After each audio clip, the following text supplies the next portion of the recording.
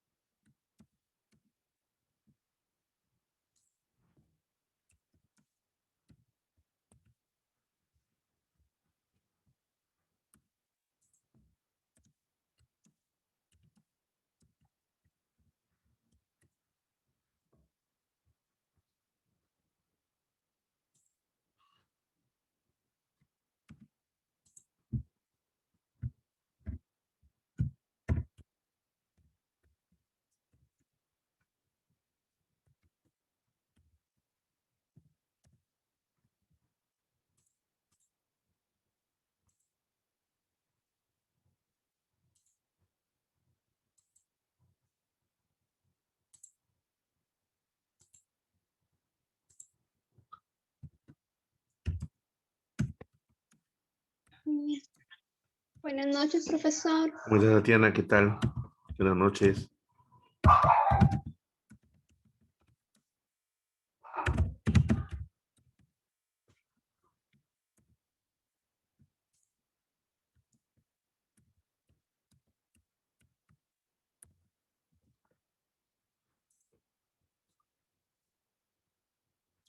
Tenemos un ratito más, Tatiana, que ingresen más compañeros. A ver, vamos a tener un poquito de paciencia, ¿ya?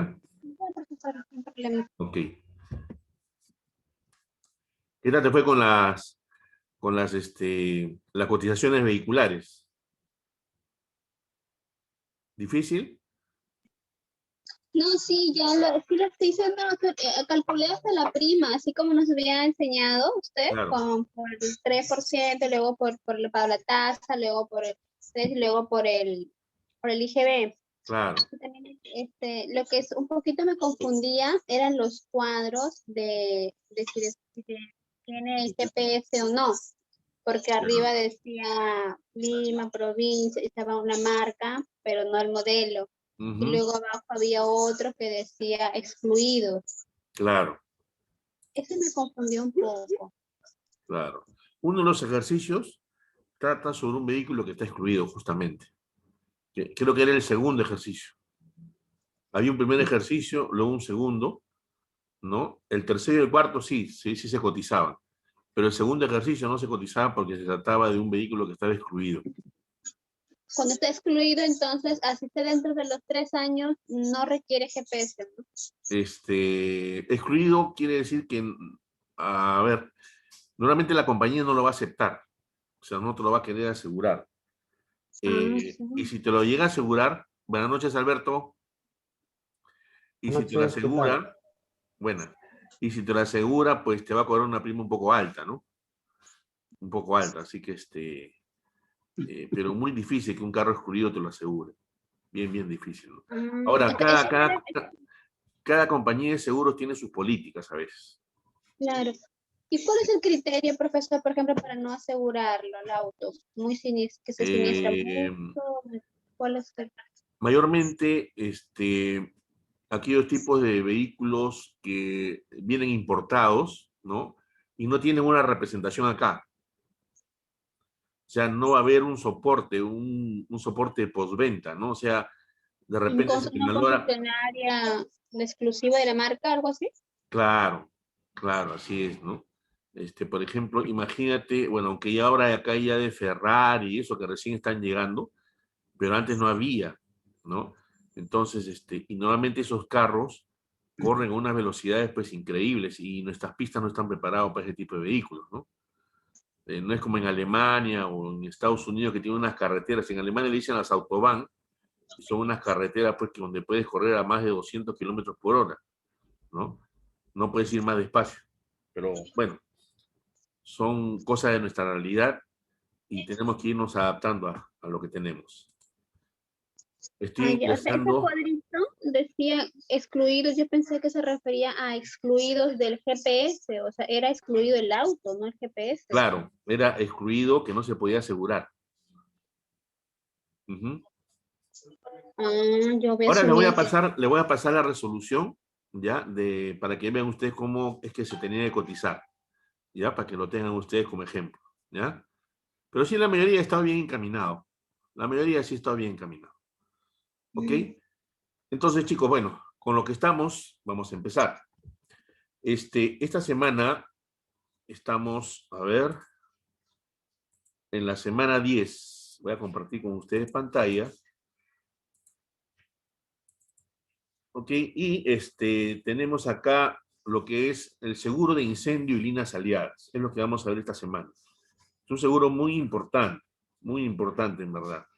Después del seguro marítimo es otro seguro más antiguo que existe. ¿Ya? Bueno, vamos a ver, como siempre, las tareas que tenemos que desarrollar en esta semana para que tengan ustedes una idea, ¿no? Tenemos los recursos, ¿no? El recurso principal, que es un PDF.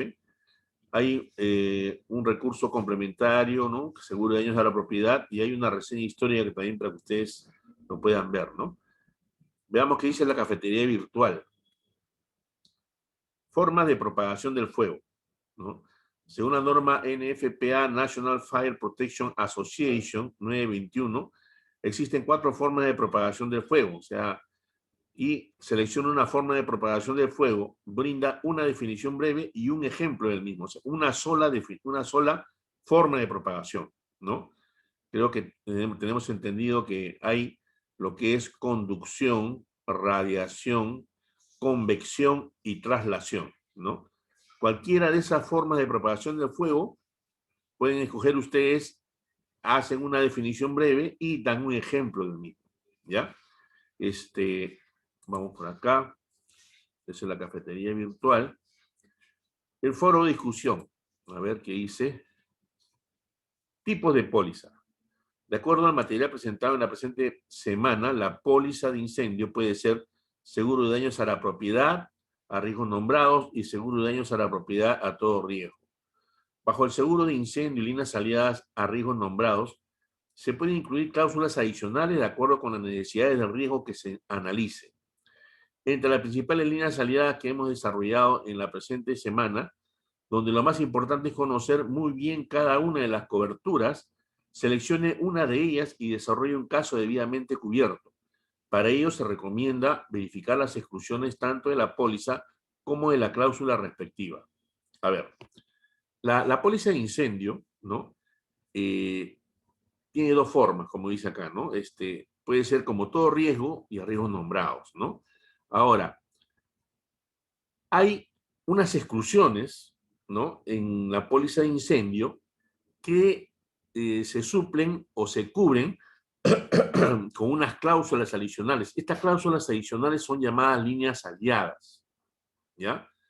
Esas líneas aliadas son las que tienen que poner de ejemplo acá, ¿ya? No se trata solamente de un ejemplo de un siniestro de incendio. Entonces vamos a ver las líneas aliadas. Eso lo ven ustedes en su recurso de, ¿no? Por ejemplo, las definiciones. Es importante también que estudien muy bien lo que es la materia asegurada, ¿ya? Esa parte es muy importante. Por ejemplo, riesgos excluidos, ¿no? Entonces, tenemos por acá, por ejemplo, una de estas podría ser, ¿no? Cobertura para cubrir daños por terremoto, temblor, erupción volcánica y o fuego subterráneo.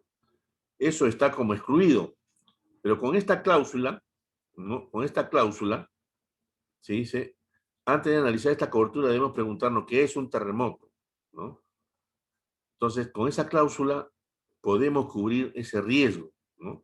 Vamos a ver por acá, quiero mostrarles. Cobertura para cubrir daños materiales, incluyendo los de incendio y explosión ocasionados por terremoto, temblor, erupción volcánica y o fuego subterráneo. Esto se llama seguro de daños a la propiedad a riesgo nombrado. Obviamente que pedir que se incluya esta cláusula en la póliza para que cubra esa exclusión, ¿no? Significa un pago de una prima extra, ¿ya? Por eso bien dice acá, en consideración al pago de la extra prima correspondiente, ¿no? Queda expresamente convenido que no obstante lo establecido en las condiciones generales de la póliza que está la exclusión, ¿no? Esta se extiende a cubrir, o sea, se está extendiendo a cubrir este riesgo, ¿no? Hasta por los valores asegurados establecidos en la misma. Las pérdidas o daños, incluyendo los ocurridos por incendio y o explosión que sufran los bienes asegurados como consecuencia de terremoto, temblor, erupción volcánica y o fuego subterráneo, ¿no? Entonces, acá hay unas exclusiones. Esta cláusula de acá también tiene sus exclusiones, ¿ya? Entonces, el foro de discusión pide que ustedes tomen de ejemplo cualquiera de estas cláusulas, ¿no? Y analicen y pongan un ejemplo del siniestro, ¿no? Por ejemplo, maremoto, ¿no? Daños directos por huracán, ventarrón, granizo, ¿no? Pero también tienen que tomar en cuenta qué exclusiones tienen, ¿no? Para que no vayan a dar un ejemplo errado, ¿ya? Entonces, se trata sobre este tipo, ¿ya? De coberturas adicionales o llamadas también líneas aliadas, ¿ya? Que mayormente, mediante pago de una prima adicional o una extra prima, se cubre supuestamente lo que está excluido, ¿no? Pero lo tienen que solicitar, ¿ya? Y obviamente, como les reitero, aquí dice en consideración al pago de esta prima. Cuando lean ustedes eso en una cláusula, quiere decir que esa cláusula no es gratuita, tiene un costo. Y el costo lo determina la compañía de seguros, ¿ya? Ok, entonces sigamos con las tareas. Ese es el foro de discusión. Luego tenemos la asignación. La asignación, vamos a ver, es también una cotización. Eso lo vamos a ver en esta semana, ¿ya? Pero vamos a ver esto, a ver. Semana 10.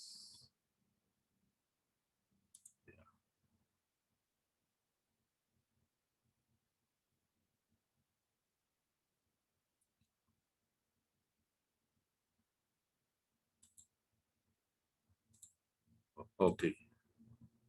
Voy a volver a compartir con ustedes porque se dejó de compartir.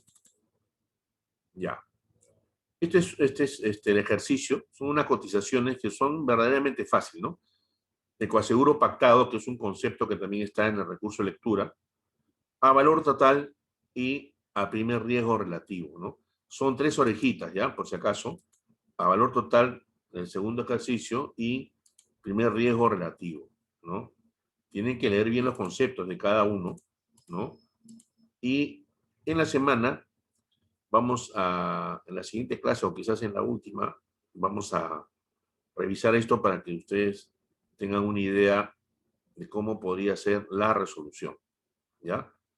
Para que tengan ustedes una idea sobre este tema. Ok, este es el ejercicio que se tiene que hacer, ¿no? Al final, son todos esos datos, ¿no? Por ejemplo, una empresa procesadora de pasta de tomate ha presentado la siguiente información. Tiene edificio por $60.000, terreno por $25.000, una serie de materia asegurada. Hay que ver qué cosa corresponde asegurar y qué cosa no corresponde asegurar, ¿ya? Entonces, se desea contratar, esta es la condición. Un coaseguro pactado 70-30, tasa neta 2.50 por 1.000. Ojo con las tasas, por favor, señores, ¿ya?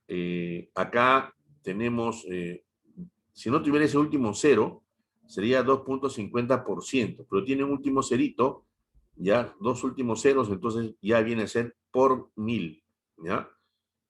Acá hablan de un solo local, los gastos de emisión son el 3% y la pérdida máxima estimada es el 70%, ¿no? Entonces hay que identificar la materia asegurada, cuál es el valor declarado y cuál es la suma asegurada. La materia asegurada es esto, ¿no? Este de acá es el valor asegurado perdón, este es el valor declarado y este es el valor asegurado. Ojo que estamos asegurando un aseguro pactado 70-30. Quiere decir que del valor declarado vamos a asegurar solamente el 70%. ¿Ya? Eso ustedes lo van a poder leer cuando repasen su su recurso de lectura, el principal, ¿ya? Y hay A, B y C para que escojan cuál de ellos es el correcto, ¿no? Luego al final tienen unas preguntas más. B, precise el importe del descuento en la prima neta. Hay tres variables, ¿no? A, B, C. Y C, cotice la prima comercial y hay también tres opciones, ¿no? Eso ya lo vamos a ver con detenimiento, ¿ya? Luego, a valor total, ¿no? Hablan de una estación de servicio que también tiene sus valores, ¿no? Pide acá, dice tipo de póliza de incendio a valor total, ¿no? Tasa neta, 3%, 3 por 1000, un solo local, igual gasto de emisión y el PML es 1, ¿no? Entonces, tenemos que acordar que a valor total se tiene que asegurar lo que se declara. Por eso acá no hay valor asegurado ni valor declarado. Es el mismo valor, ¿ya? Si tú vas a asegurar a valor total, quiere decir que estás asegurando lo que vale tus bienes, ¿no? Tu valor declarado es tu valor asegurado. Igual también tienen que discriminar cuál es la materia asegurada. Hay también A, ¿no? Hay B y hay C, ¿no? Y al final, tres preguntitas más, dice B, determine la suma asegurada, C, indique la prima neta y D, precise la prima comercial más el IGB, ¿no? Es a valor total. Y a primer riesgo relativo, ¿no? Acá, en el primer riesgo relativo, ¿no? También hay que leer el concepto que tenemos en el recurso de lectura, ¿no? Igual también esta es una planta de aceite de harina de pescado, ¿no? Estos son los valores. Hay que tomar en cuenta, le digo nuevamente, cuál es la materia asegurada, ¿ya? Este sí tiene tres locales, ¿no? Y estas indicaciones. Es el tipo de póliza a primer riesgo relativo. Tasa neta 3 por 1000. Tiene tres locales y gasto de emisión 3%, ¿no? Aquí sí es directo, ¿no? Determine la suma asegurada. Ahí como hay varias opciones. Precise la prima comercial y se determine la prima comercial más el IGB. Va a estar interesante, estimados, esto, ¿ya? Ya lo vamos a ver con tranquilidad. Ok, entonces vamos avanzando con ese tema de las tareas. Ya saben lo que es la asignación y la reflexión, ¿no? Entonces, ¿qué indica la reflexión? Dice, principio de suscripción de riesgo de incendio. Voy a compartir pantalla con ustedes nuevamente. Ok. Para completar esta actividad de reflexión, realice lo siguiente. Explique brevemente los 4 principios que rigen para suscribir riesgo de incendio. Brinde ejemplos de cada uno de ellos.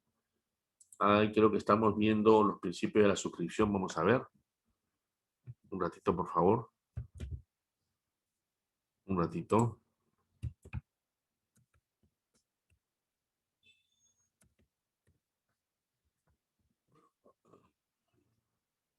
A ver.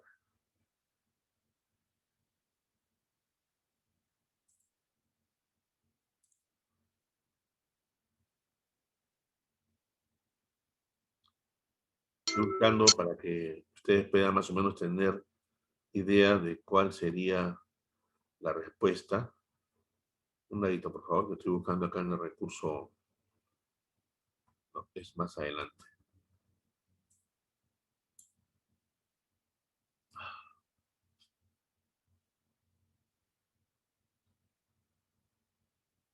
Causas del incendio, clases de incendio.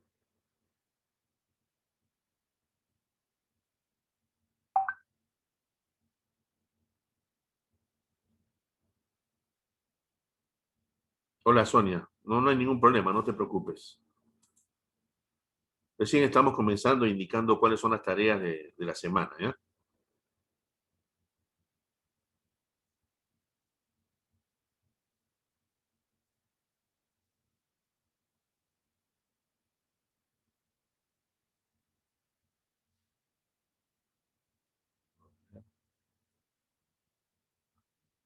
Entonces, yo creo que está más adelante.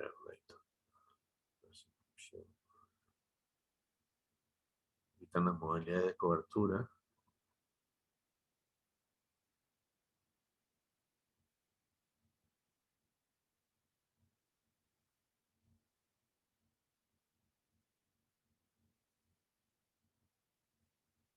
son las cláusulas que estaba mencionando. Es un poquito largo este tema de incendio porque es denso, ¿ya? Acá tienen para escoger cualquiera de estas cláusulas para hacer lo que se pedía, me parece, en el foro de discusión, ¿ya?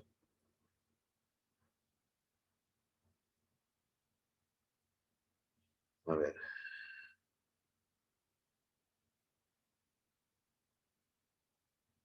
También hay otras que son a todo riesgo, ¿no? Que es, la primera es un grupo de las A y el segundo grupo es de la B. Cualquiera de estas cláusulas pueden escoger ustedes también, ¿ah?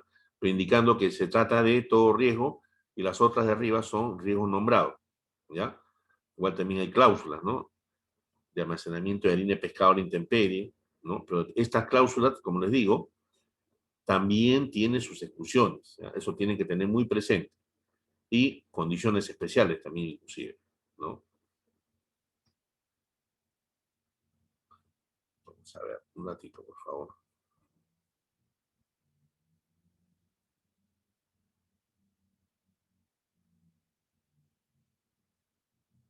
Cláusula.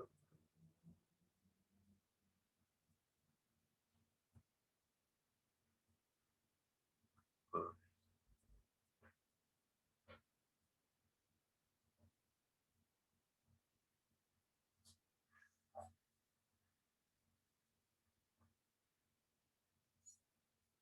están las partes de una póliza. Ok, cuando hablan del tema de la suscripción se refiere a esto, ¿no? Los principios, ¿no? Son la periodicidad, la compensación, la repartición y la homogenización, ¿no? Periodicidad quiere decir la incidencia del peligro debe ser periódica y razonablemente corta. Compensación, las primas deben compensar los siniestros. Repartición, hay que evitar la concentración de valores. No, de repente un almacén no puedes tener toda tu mercadería, de repente puedes repartirlo en varios almacenes, ¿no? La homogenización es necesario reducir el riesgo a un tamaño que permita formar el conjunto de una masa homogénea, ¿no? De repente, si quieres asegurar, pues, artefactos eléctricos, todo tiene que ser artefactos eléctricos, tiene que ser homogéneo, ¿no? Pertenecer a un mismo, por así llamarlo, una especie de género, ¿no? Ok, entonces ya hemos visto, ¿no? En la reflexión, que en el proceso de suscripción de riesgo de incendio hay 4, ¿no? Periodicidad, compensación, repartición y homogenización. ¿Ok? Entonces, regresamos.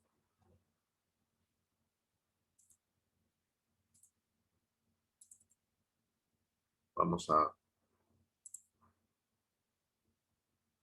Ok. Esa es la reflexión 10 y por último el control de lectura, ¿no? Que lo tienen que llevar a cabo el día domingo. Ok, entonces vamos a empezar, ¿ya? La lectura de recurso de lectura la tienen que hacer ustedes, ¿ya? Ustedes tienen que preocuparse en leer. Yo les voy a comentar, voy a hablar, voy a insertar temas relacionados con el seguro de incendio. Empiezo. La historia del seguro, ¿no? Hace muchísimos siglos atrás, bueno, estamos hablando del año 1666, en la ciudad de Londres ocurrió un incendio gigantesco. Creo que arrasó la mitad, o si no las 3/4 partes de la ciudad, ¿no? Y eso marcó un hito, ¿no? En la historia de Londres, ¿no? En una panadería situada en una calle llamada Pudding Lane, ¿no? La madrugada del 2 de septiembre de 1666, se inició un fuego que se extendió por todo el centro de la ciudad. La ciudad se mantuvo en llamas durante 3 días, impidiendo su extinción un fuerte viento imperante. Además, en las construcciones en aquel tiempo dominaba la madera como material constructivo, ¿no? Cuando el 6 de septiembre por fin fue dominado el fuego, se habían destruido 4/5 partes de Londres. Bastante, ¿no? Y en esa época creo que no había temas de bomberos, ¿no? La gente apagaba con sus baldecitos con agua, ¿no? El fuego consumió 13.200 casas y 87 iglesias entre las que se encontraba la Catedral de San Pablo, y pese a que se informó que el número de víctimas osciló entre 9 y 16 fallecidos, la realidad parece que fue otra muy distinta, estimándose unas 100.000 personas que habrían fallecido durante el incendio. La reconstrucción de Londres fue encargada a Christopher Wren, quien propuso que deberían imperar los materiales resistentes al fuego, como el ladrillo y la piedra, y modificar el plano urbano incorporando plazas y avenidas que actuarán como cortafuegos en caso de siniestro. Pero como muchos edificios habían conservado la marca de su perímetro, las disputas legales sobre las propiedades impidieron poner en marcha el nuevo plan ideado por Wren. Finalmente, por intervención del Parlamento que recaudó fondos para la reconstrucción, Londres se ha reconstruida con su plano actual, pero a base de piedra y ladrillo, ¿no? Utilizando también inclusive carbón, y eventualmente la ciudad fue reconstruida en su actual plano de calles, en el que se puede reconocer el primitivo plano de ciudad medieval, ¿no? Es en este entonces que nace el seguro moderno contra incendios, ¿no? El fuego del incendio de Londres, como ya lo dijimos, destruyó casi más de 13.000 hogares. Lo malo para los habitantes de la época es que no existían los seguros de incendio. Para dirimir los asuntos relacionados con el gran siniestro, se constituyó la Corte de Fuego, quien se encargó principalmente de decidir quién debía indemnizar en cada caso, labor que le ocupó una década. El médico Nicholas Barbon encontró en el desastre una oportunidad de negocio, procediendo a fundar una sociedad denominada Fire Office, la oficina de incendios, en 1667. El servicio consistía en la extinción de incendios a sus clientes. Estos, al contratar el seguro, recibían una placa para colocar en la fachada de sus edificios en la que figuraba el número de póliza, de manera que quedaban identificados ante el servicio de extinción. Pero la primera compañía de seguros de incendio moderna se funda algunos años después, hacia 1676, la Hamburger General Forecast. Más tarde se fundaron otras aseguradoras como la Sunfire Office en 1710, que actualmente es la compañía de seguros más antigua del mundo. James Dalton, miembro destacado de la Asociación de Aseguradores Británicos, dijo una frase que ha quedado acuñada: el gran incendio de Londres dio pie a la industria moderna de seguros que conocemos hoy. En Estados Unidos, el país con la industria aseguradora más potente del mundo actualmente, la primera compañía de seguros se fundó en 1752, en Holanda en 1771, en Suiza en 1782, en Madrid en 1822 se fundó la Sociedad de Seguros Mutuos de Incendio de Casas, en Chile en 1853 y en Argentina en el año 1865. En el Perú se fundaron en los años 1896, me parece, ¿no? La primera compañía de seguros, que era la Internacional, y después le siguió la compañía de seguros RIMA. Ya a comienzos del siglo XIX, la industria de seguros gozaba de cierto desarrollo, realizándose el primer contrato de reaseguros del que se tiene noticia en 1821. Cuando paseamos por las calles de las ciudades en las que existen edificios antiguos, podemos ver las placas que las aseguradoras facilitaban antes a sus clientes con la leyenda asegurada de incendios, ¿no? Eso es en la ciudad de Londres. Con buen criterio, estas placas se conservan a la hora de rehabilitar los edificios, pues forman parte de la historia, ¿no? Los seguros de incendio actualmente han quedado integrados en los productos multirriesgo, como el seguro multirriesgo de hogar, de comercio, de oficina o de industria, siendo la garantía principal de ellos. Nosotros sabemos que el fuego, ¿no? Es un tema que desde los albores de la humanidad, ¿no? Cuando el hombre descubrió el fuego, creo que lo descubrió de casualidad, empezó a usarlo, ¿no? Y trató siempre de controlarlo. Sin embargo, cuando no se puede hacer ese control, ¿no? El fuego puede causar mucho daño.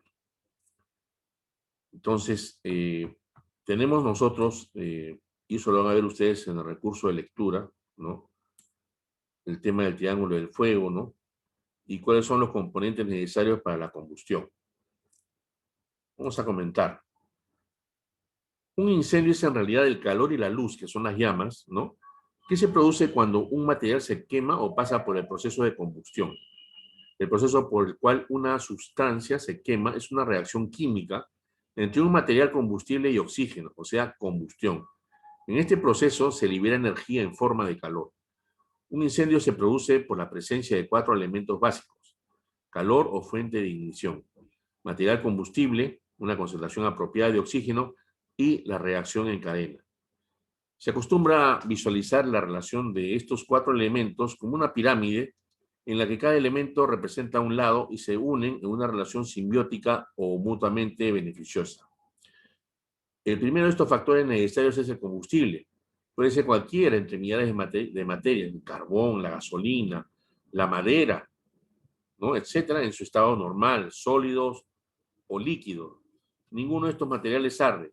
Para que ardan necesitan convertirse antes en gas. El segundo factor esencial para que el fuego arda es el calor. Este es el que nos da la temperatura.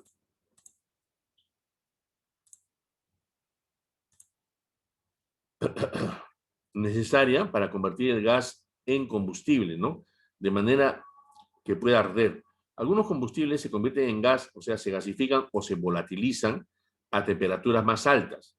Sabemos que necesitan menor calor para volatilizar la gasolina y hacer que arda, y el que necesita para lograrlo con la madera o carbón. El tercer factor para que el fuego arde es el oxígeno. Bueno, el oxígeno está en todo nuestro ambiente, ¿no? Para provocar esta ignición y comenzar a arder. El fuego necesita el oxígeno. El último factor para que el fuego arda es una fuente de ignición. Cualquier instrumento que desencadene el fuego, ¿no? El triángulo de fuego. Si uno de estos elementos no existiera o se elimina, no habría o se terminaría el incendio, ¿no? Este principio se utiliza para la extinción de incendios. Enfría el incendio. El agente común es el agua. Se aplica comúnmente en forma de torrente sólido, ducha fina o a espuma, ¿no? Eliminar el oxígeno. El material que se está quemando con una manta, con una tapa, ¿no? Con tierra, espuma o con cualquier otro agente, ¿no? Como cuando se utiliza un extintor, lo que normalmente hace es cubrir el área del incendio de un gas más pesado que él. O sea, es un gas que es más pesado que el oxígeno. También es eliminar el material combustible, o sea, alejar el material combustible o cierre la fuente siempre y cuando esto no ponga en peligro su vida o la de los demás. Interrumpa la reacción en cadena, ¿no? En el desarrollo del incendio, la forma de llama, al llegar a esa etapa se forman radicales libres, vitales para que se sostenga el incendio. Los compuestos químicos en los extintores capturan radicales libres en cadena. Otros, el dióxido de reacción, ¿no? Ocasiona ese mismo efecto ligeramente. Las leyes de propagación del fuego. Transferencia de calor. El calor puede viajar a través de una edificación incendiada por uno o más de los 3 fenómenos comúnmente como conducción, convección y radiación. También existe la traslación, ¿no? Debido a que la existencia de calor dentro de una sustancia es causada por la acción de las moléculas. Mientras mayor sea la actividad molecular, mayor será la intensidad del calor. Cierto número de leyes naturales de la física se encuentran involucrados en la transmisión del calor. Una de ellas es llamada la ley del flujo del calor, que especifica que el calor tiene la tendencia de fluir desde una sustancia caliente a una sustancia fría. El más frío de los dos cuerpos en contacto absorberá calor hasta que ambos objetos estén a la misma temperatura. Conducción. El calor puede ser conducido de un cuerpo a otro por contacto directo de dos cuerpos o por intermedio de un medio conductor.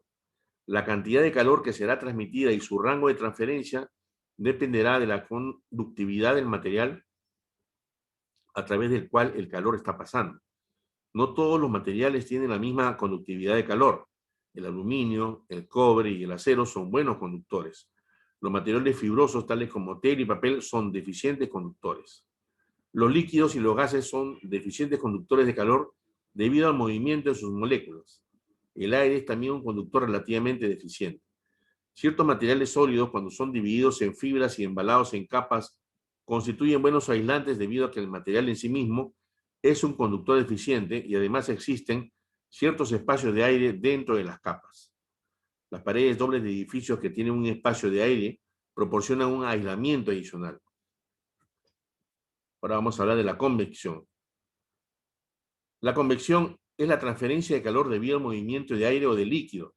Cuando el agua es calentada en un recipiente de vidrio, se puede observar el movimiento dentro del recipiente. Si se añade cierta cantidad de arena, el movimiento se hace más aparente. A medida que el agua es calentada, se expande y se hace ligera, produciendo el movimiento hacia arriba. De la misma manera, el aire se calienta cerca del radiador de vapor por conducción. A medida que el aire calentado se mueve hacia arriba, el aire frío toma su lugar en la parte inferior. Cuando los líquidos y gases son calentados, comienzan un movimiento dentro de ellos mismos. Este movimiento es diferente al movimiento molecular discutido en la conducción de calor y es conocido como transferencia de calor por convección. El aire caliente es una edificación, en una edificación se expandirá y elevará. Por esta razón, el fuego que se propaga por convección lo hace mayormente en dirección ascendente, aunque las corrientes de aire pueden llevar calor en cualquier dirección. Las corrientes de convección son generalmente la causa del movimiento de calor de un piso a otro, de un salón a otro y de una área a otra área. La propagación del incendio por pasillos, escaleras y ductos de ascensores entre paredes y a través de las fachadas son principalmente causadas por la convección de corrientes calientes y esto conlleva mayor influencia en cuanto a la posición de ataque del incendio y ventilación que se ha producido por la radiación y la conducción. Otra forma de transferencia de calor por convección es por contacto directo de la llama. Cuando una sustancia es calentada hasta el punto donde se generan vapores inflamables, estos vapores pueden entrar en ignición generando una llama. A medida que estos materiales, que otros materiales inflamables entran en contacto con vapores encendidos o llamas, los mismos pueden ser calentados hasta una temperatura donde ellos también pueden entrar en ignición. Ahora vamos a ver lo que es la radiación. El calor del sol se siente tan pronto como aparece, ¿no? Cuando el sol se oculta, la Tierra comienza a enfriarse con una rapidez similar. Nosotros llevamos una sombría para protegernos del calor del sol. Un chorro de neblina interpuesto entre el bombero y el fuego minimizará el calor que recibe el bombero. Aunque el aire es un deficiente conductor, resulta obvio que el calor puede viajar donde la materia no existe. Este fenómeno de transmisión de calor se conoce como radiación de las ondas de calor. Las ondas de luz y calor son similares en naturaleza, pero difieren en la longitud del ciclo. Las ondas de calor son más largas que las ondas de luz y son llamadas algunas veces rayos infrarrojos.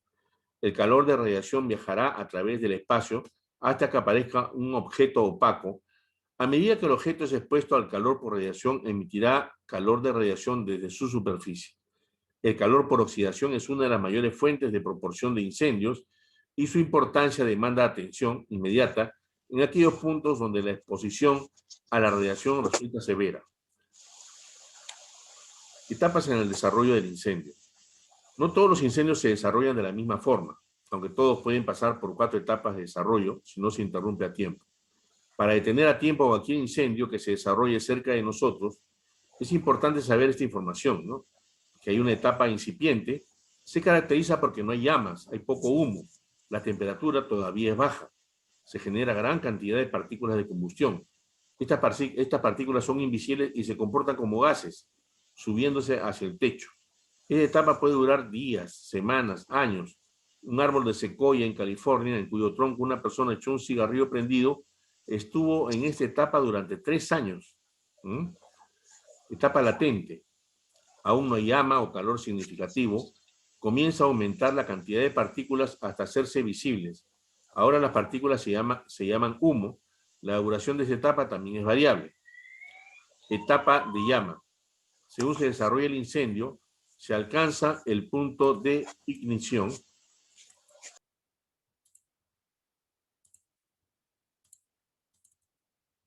Se alcanza el punto de ignición. A ver, perdón, ¿dónde me quedé? Ok. y comienzan las llamas, ¿no? Baja la cantidad de humo y aumenta el calor. Su duración puede variar, pero generalmente se desarrolla la cuarta etapa en cuestión de segundos, ¿no? Y la etapa de calor. En esta etapa se genera gran cantidad de calor, llama, humo y gases tóxicos. Cuando un material combustible se enciende, el mismo experimenta un cambio químico. Ninguno de los elementos que constituyen el material son destruidos en el proceso, pero toda la materia es transformada en otra forma o estado. Aun cuando se encuentren dispersos, los productos de la combustión son iguales en peso y volumen a aquellas de combustible de la combustión. Cuando un combustible se incendia, se generan 4 productos de combustión: gases, llama, calor y humo.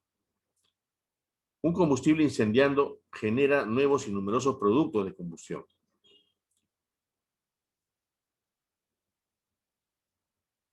Vamos a hablar del control de los incendios, ¿no? Teoría de la extinción del fuego. La extinción del fuego está basada en la interrupción de uno o más factores de los elementos esenciales del proceso de combustión. La combustión con llama puede ser extinguida reduciendo la temperatura, eliminando el combustible oxígeno o deteniendo la reacción química en cadena. Si el fuego se encuentra en su etapa latente, solamente existen 3 opciones para la extinción: reducción de la temperatura, eliminación del combustible y dilución del oxígeno. Extinción por reducción de temperatura. Uno de los métodos más comunes de extinción es por enfriamiento con agua.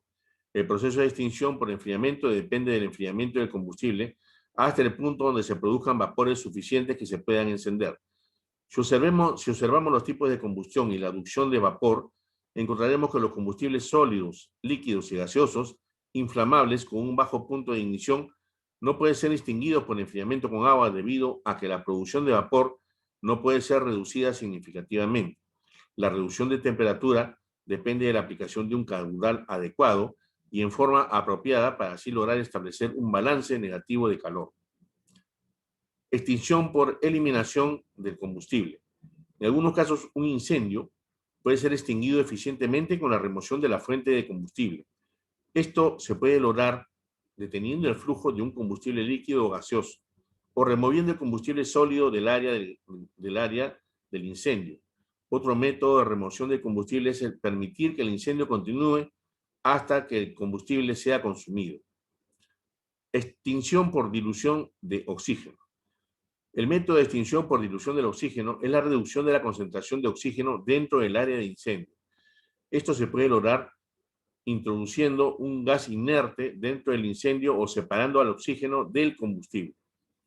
Este método de extinción no será efectivo en materiales autooxidantes o en ciertos metales que sean oxidados por efectos del dióxido de carbono o nitrógeno, otros de los más comunes agentes extintores. Extinción por inhibición química de la llama. Algunos agentes extintores, tales como el polvo químico seco y el halón, interrumpen la producción de llama en la reacción química, resultando en una rápida extinción. Este método de extinción es efectivo solo en combustibles líquidos y gases para que ellos no pueden arder en la forma de fuego latente, si se desea la extinción de materiales en la fase latente. Se requiere contar con capacidad adicional para enfriar. Clasificación de los incendios y métodos de extinción. Incendios clase A. Incendios donde se involucra material combustible, ordinarios tales como madera, ropa, papel, goma y algunos plásticos. El agua es utilizada para efectos del enfriamiento a fin de reducir la temperatura de los materiales incendiados por debajo de su temperatura de ignición. Perdón un ratito, por favor.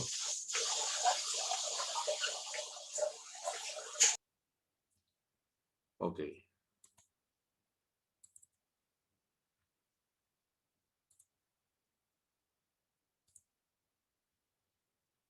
Incendios clase B. Son los incendios que provocan líquidos inflamables, grasas y gases. El efecto de sofocación por exclusión del oxígeno es el más efectivo.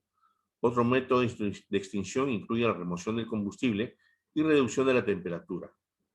Incendios clase C. Incendios que involucran equipos electrónicos energizados. Este tipo de incendios pueden ser controlados por medio de un agente extintor no conductor. El procedimiento de seguridad es el de tratar de desengenizar los circuitos de alto voltaje y tratarlo como un incendio clase A o B, dependiendo del combustible involucrado. Incendio clase D. Incendios que involucran metales, combustibles tales como magnesio, titanio, circonio, sodio y potasio. Las altas temperaturas de algunos metales en combustión hacen que el agua y otros agentes extintores comunes resulten ineficientes. No hay disponible un agente que efectivamente controle incendios en todo tipo de metales combustibles. Existen agentes extintores especiales para el control de incendios para cada uno de los metales y son identificados especialmente para este metal. Tenemos ahí en clase A, ¿no? Los incendios de clase A, ¿cuáles son los tipos de materiales, ¿no?, que involucran? Tenemos la madera, la ropa, papel, goma y algunos plásticos. Y el método de extinción es el agua, que es utilizada para efectos de enfriamiento. En la clase B, ¿no?, que son líquidos inflamables, grasas y gases, el efecto de sofocación es por exclusión del oxígeno. En la clase C involucran equipos eléctricos y equipos energizados, ¿no? El método de extinción son los agentes extintores no conductores. Y en la clase D, incendios que involucran metales, combustibles tales como magnesio, ¿no?, titanio, circonio, sodio, potasio, se utiliza como método de extinción, ¿no? No hay disponible un agente que efectivamente controle incendios en todo tipo de metales combustibles. Existen agentes extintores especiales para el control de incendios para cada uno de los metales y son identificados especialmente para ese metal. ¿Cuáles son los agentes para combatir el fuego? Son básicamente 4, ¿no? Tenemos primeramente el agua, ¿no? Por su abundancia resulta más común en las operaciones de extinción de incendios. Su acción extinguidora está fundamentada en el enfriamiento de la materia en combustión. Se aplica bajo la forma de un chorro a presión o también como un rocío muy fino sobre toda la superficie encendida. Es bien en grandes cantidades arrojadas a través de mangueras o rociadores sobre cantidades de aceite relativamente pequeñas. Este agente extinguidor solo puede ser aplicado en los fuegos clase A y en algunos casos en los fuegos de clase B, como los incendios de petróleo, donde se debe aplicar en la forma descrita. Nunca debe usarse en los fuegos de clase C y menos aún en los fuegos de clase D. Espuma. La espuma se puede producir mezclando una solución de sulfato de aluminio con otra de bicarbonato de sodio y agregándole un estabilizador. En los equipos portátiles la espuma es producida por la reacción de las dos soluciones señaladas, originándose una presión interna como consecuencia de la generación de gas carbónico, capaz de impeler la espuma a una distancia hasta de 7 metros. La espuma eliminará el oxígeno, al formar una capa que impide el paso del aire y además enfría un poco. Se aplica en forma de una capa que cubre la superficie del líquido en combustión. Sin embargo, en muchos casos, los vapores que se desprenden de las sustancias en combustión atraviesan la capa de espuma y si su concentración es suficiente, arderán encima de ella. Es especialmente útil la extinción de los fuegos clase B y en los que el efecto de sofocación del agente extinguidor es de gran importancia. Ciertos solventes, alcoholes, acetona, deshacen la espuma, por lo que no es conveniente emplearla en incendios de estas sustancias. Por ser conductora de electricidad, nunca deben emplearse en fuegos clase C. También está contraindicada para los fuegos clase D. Dióxido de carbono o CO2. Este gas puede almacenarse bajo presión en los extintores portátiles y descargarse a través de una boquilla especial en el sitio donde se concentra. La característica extinguidora del gas carbónico es su efecto de sofocación, acompañado de un ligero enfriamiento. No debe usarse en áreas cerradas o de escasa ventilación, ya que el usuario puede ser objeto de asfixia mecánica por insuficiencia de oxígeno. Ojo, tomen nota de eso, ¿eh? Es adecuado para fuegos clase B y clase C. No es adecuado para las otras clases de fuego. Luego hablaremos lo que es ahora el polvo químico seco. Lo constituyen mezclas incombustibles de productos finamente pulverizados, tales como carbonato de sodio, bicarbonato de sodio, sulfato de sodio, silicato de sodio, bentonita, etc. Actúa por ahogamiento, ya que se aplica procurando formar una capa sobre la materia en combustión. En los equipos portátiles, este agente extinguidor es expulsado por la presión liberada por una cápsula de nitrógeno. ubicada en el interior del extintor y la cual es rota en el momento de su uso. De acuerdo a la composición de la mezcla, el polvo químico es adecuado para los fuegos clase A, B y C. No es adecuado para los fuegos clase D.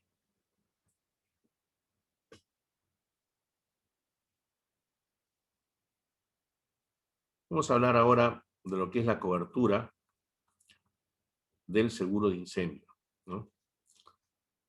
La gran mayoría de nosotros hemos escuchado sobre el seguro de incendio, en especial hacer esto una herramienta utilizada por instituciones financieras que otorgan hipotecas para la protección de un bien. Sería acertado afirmar que muchos bancos, donde hipotecamos nuestras viviendas, exigen una póliza de incendio con coberturas catastróficas.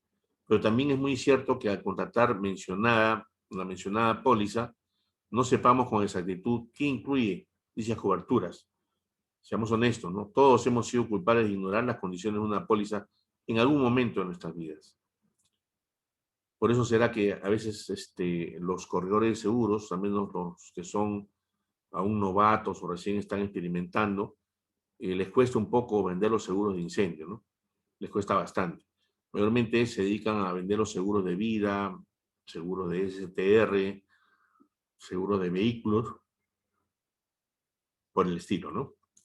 Entonces, aquí es donde una persona pues, se podría dar cuenta, ¿no? Que necesita que alguien lo asesore, ¿no? Que le explique cuáles son las coberturas básicas de una póliza de incendio, ¿no? Al solicitar una póliza de este tipo, en sus condiciones generales se incluirán coberturas tales como incendio, que ampara cualquier evento fortuito en el que se produzca un incendio, como por ejemplo un cortocircuito. Genera llama y es un incendio. Impacto de rayo a la estructura o su contenido. Los impactos de rayo podría ser pues, en una antena, ¿no? En una antena podría impactar un rayo y podría afectar esa antena, ¿no? La chamuscaría, la quemaría totalmente, ¿no? Luego también tenemos remoción de escombros y todos los gastos que se generen luego de un siniestro amparado por la póliza. Esto último aplica siempre y cuando esté dentro del límite contratado de la póliza. Luego tenemos explosión, que ampara los daños a la propiedad y su contenido como consecuencia de una explosión, como por ejemplo la ocasionada por una estufa o una cocina, ¿no? Impacto de vehículos y daños a la propiedad o su contenido, como por ejemplo el derrumbamiento de un muro perimetral de la resistencia, ¿no? Que ha sido ocasionado por el impacto de un vehículo que circulaba en la vía pública. Daños por humo u hollín, ¿no? En el contenido de la propiedad, como por ejemplo el mobiliario de una casa, la ropa del almacén que se está asegurando o incluso las manchas en las paredes de la estructura.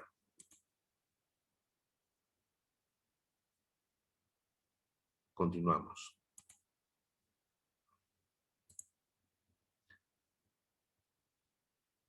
Es importante saber que estas coberturas básicas de la póliza de incendio no conllevan un deducible, por lo que en caso de siniestro, el perito contratado para hacer el ajuste del siniestro recomendará a la aseguradora pagar el 100% de los daños, con excepción de los casos en donde se deba realizar algún tipo de depreciación.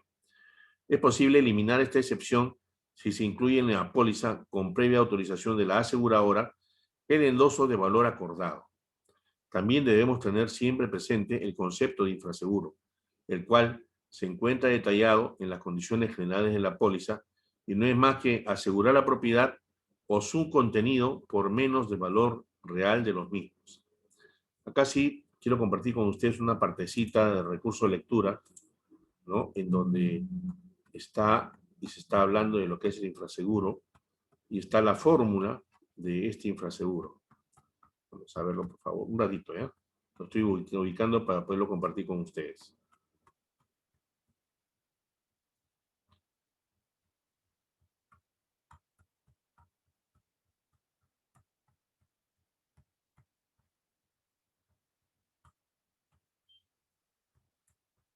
¿Sí?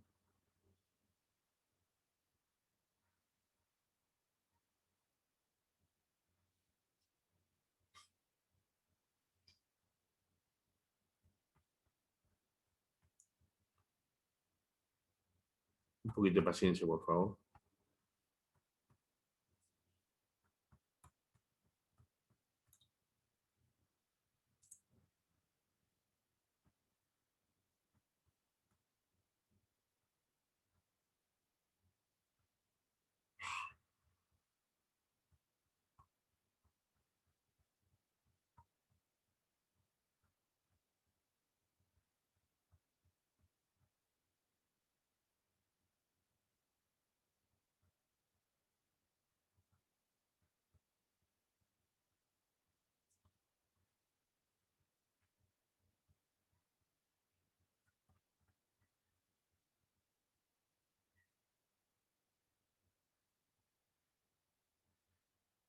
Bueno, la fórmula del infraseguro sería, ¿no? La suma asegurada sobre el valor declarado por el monto del siniestro, ¿no? Eso nos va a dar una fracción, y esa fracción es el importe que se estaría indemnizando, ¿no? El cliente, el asegurado, tendría que asumir la diferencia que la compañía le está dejando de indemnizar, ¿no? Entonces, el infraseguro perjudica, ¿no? No se debería dar, ¿no? Al menos si uno quiere recibir y quedar como que no hubiese pasado nada, ¿no? Obviamente el seguro de incendio también tiene una cobertura adicional que se llama el lucro cesante, ¿no? Aparte del daño material, ¿no? Que son los daños físicos, hay unas pérdidas consecuenciales que se llama lucro cesante, ¿ya? Entonces, ese lucro cesante también tiene una cobertura, ¿no? Entonces, ayuda a, no es el daño físico que tiene que cubrir, sino ayuda, por ejemplo, si se quemó una fábrica y esa fábrica va a demorar, no sé, pues 3 meses a reconstruir, entonces esa fábrica tenía clientes, ¿no? Tenía entregas que dar, no pudo cumplir con sus clientes, tampoco sus proveedores pudieron cumplir con él, ¿no? Entonces se paraliza todo, ¿no? Y esa inacción de la empresa, de la fábrica, genera un lucro cesante, ¿no? ¿Por qué? Porque no estás produciendo, no estás trabajando, como consecuencia del daño físico causado por el incendio.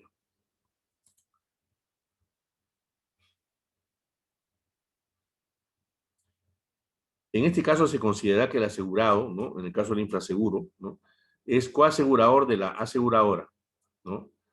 Está asegurando en conjunto con la aseguradora y tendrá que ser responsable de la proporción del siniestro que le corresponda con base a la proporción de infraseguro que se detecte. Existen coberturas adicionales, sí, existen un sinnúmero de estas que con la experiencia se han ido añadiendo a las pólizas de incendio.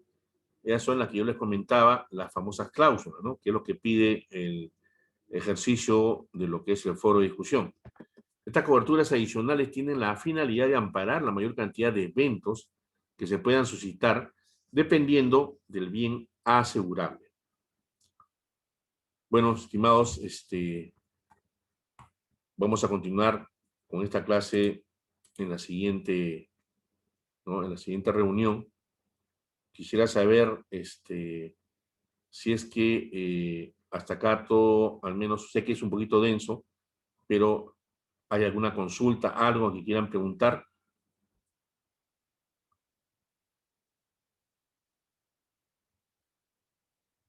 ¿Todo bien? Cintia. Sí, al menos, profe, sí, la póliza de los incendios sí bien, ¿no? A pesar de que vi todo tarde, profe, pero al menos todo claro. Perfecto. Ok, chicos, entonces no me queda más que despedirme, agradecerles su atención y nos estaremos viendo pasado mañana a la misma hora. Cuídense mucho, por favor, ¿ya? ¿Ok?